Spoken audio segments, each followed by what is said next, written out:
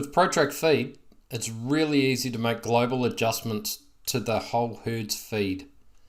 Let's take a look. Menu, feed. Here's the recipes the animals are currently getting. If the scenario is it's been a really bad couple of days, wind and rain, and you know the cows haven't had much to eat at all, we can simply come up here and give them a bit more in the shed.